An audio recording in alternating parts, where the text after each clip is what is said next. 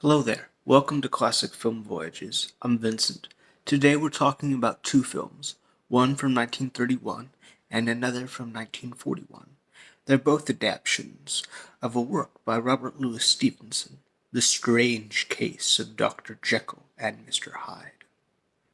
The first film stars Frederick March, Miriam Hopkins, Rose Hobart, and Holmes Herbert. This has been considered by many to be the definitive film version of the story. Indeed, it does take many liberal views in telling the story, in presenting the story to the audience. What do I mean by this? Well, the film starts off with a point of view shot. We, the audience, are in Dr. Jekyll's shoes. Literally, we see what he sees. And it goes on like this for about 2 or 3 minutes before, finally cutting and becoming a bit more standard in film presentation. But this film takes risks with how it tells the story and how it shows character insight. To me, even though it's 90 years old at this point, the risks that it takes are inventive and creative and to the film's benefit overall. The film won an Academy Award for Best Actor, one of the few science fiction horror films to ever do so, and Frederick March's acting in this film is incredible. In addition, knowing that in real life, after he completed filming, he had to be admitted to the hospital due to the severity of the makeup, which had caused a severe reaction to his face. But this would be the first of many notable performances Frederick March gave. Of course, he would be well known for the original A Star is Born, and would win a second Academy Award for The Best Years of Our Lives, as well as make appearances in Death of a Salesman, 7 Days in May, Inherit the Wind, and The Iceman Cometh. So a very distinguished career, and this film is one of his best. As Dr. Jekyll, he plays a good, kind, decent human being who decides to try to grapple with the problem of evil and try and find a solution. But of course, ironically, the experiment that he performs does not have the desired effect.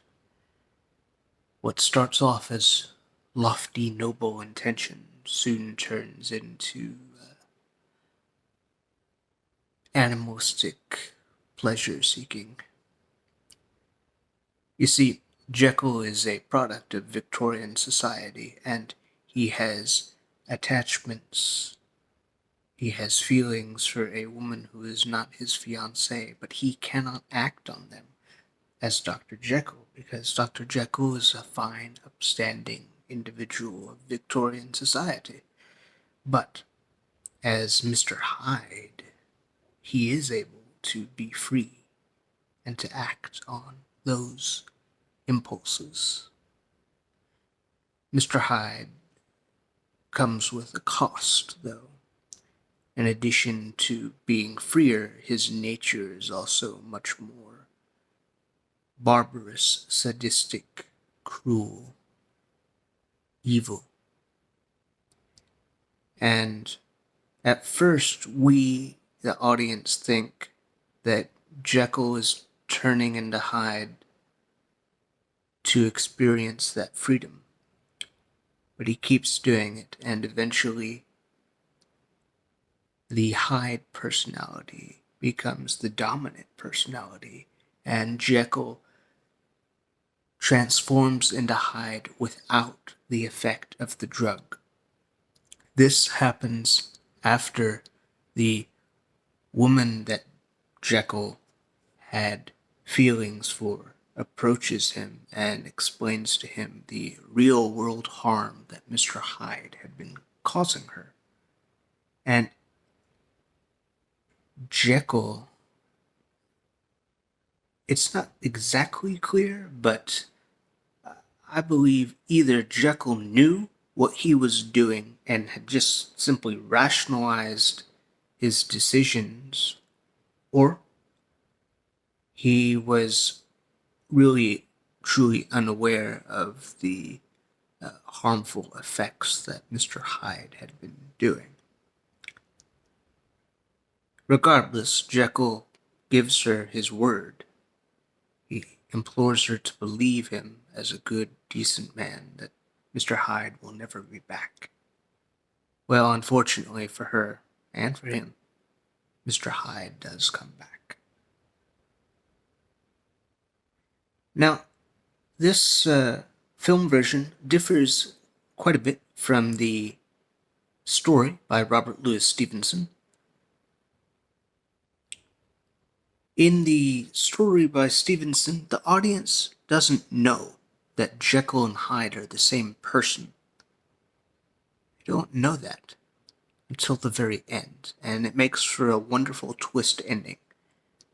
Film is a different medium, and it decides to visually show the audience the physical transformation scenes that Jekyll transforms into Hyde, and Hyde transforming back into Jekyll. I think that this is to the film's benefit. As I said, film is being a visual medium. You do get to show the power of both makeup and special effects, and they're not just there just as products in their own right. They're there to help illustrate what a character is going through, what a character is thinking and feeling, and how this affects the audience. It moves the story. It serves a purpose in telling the story. Now, there's also the 1941 version with Spencer Tracy, Lana Turner, and Ingrid Bergman. It is, from a story structure, a remake of the 1931 version, in that you have, with both of these films, essentially the same story, Act 1, Act 2, Act 3, beat for beat. However, there are some noticeable differences. This film is a bit more, is presented a bit more traditionally.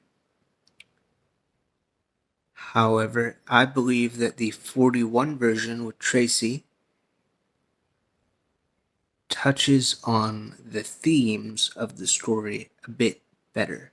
There are dream sequences in between the transformation scenes, and there's a difference in the approach of the Mr. Hyde character. In the 1931 version, the Frederick March Mr. Hyde looks very much like a Neanderthal, and it looks a bit like a universal monster, sort of like the Wolfman, if you will.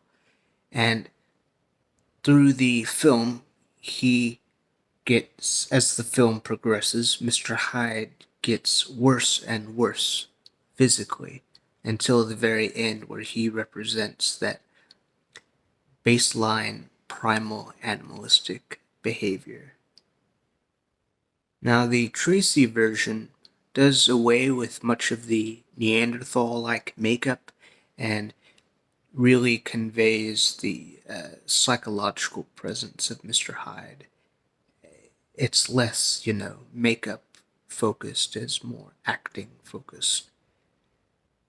And one of the better things about the 41 version is that the supporting cast is better.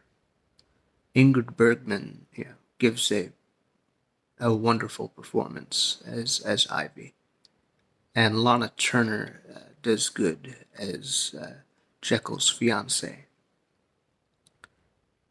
However, as I said, I still think the 31 version is the superior film version. It just takes more risks in how it presents the story. But I do have a soft spot for the 41 version, as it's the first version I ever watched. I was about 5 when I first watched it and thought, oh wow, this is awesome.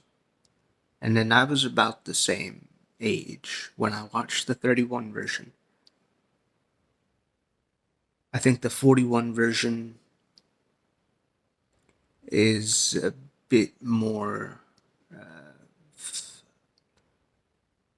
higher quality in the acting performances, and from a production design, it is a bit more glossy in how it's presented. It comes off sort of as more of a gothic romance. That's sort of how I would describe it. And the 30s version is a bit more like a universal monster chiller. So yeah, Dr. Jekyll, Mr. Hyde. It's a film. Either version you watch, it's good. I would definitely recommend it. And it's been fun talking about two films that have certainly been watchable and rewatchable, with great actors, great production values, and a really good story. You know, it goes into some very interesting themes.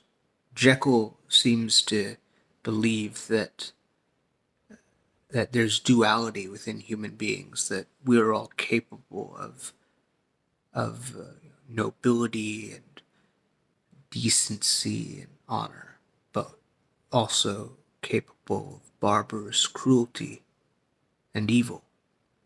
And while I do tend to think that most human beings are capable of both benevolence and cruelty, I do think that there are multiple facets to our personality, and it's not necessarily a duality per se.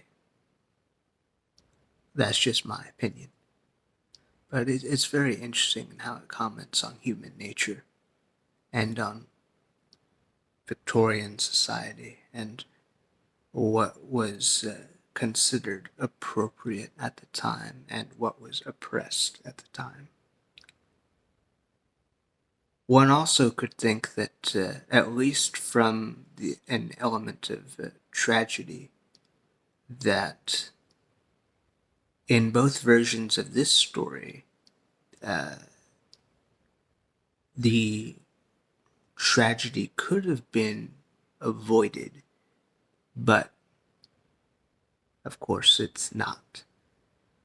It does seem to comment a bit on drug addiction. Dr. Jekyll is addicted to the freedom that the drugs give him, but of course it comes at a great cost. It costs him everything. It costs him his fiancée, it costs him his friends, his life. So it's a good cautionary tale, I find, and it works from a thematic level.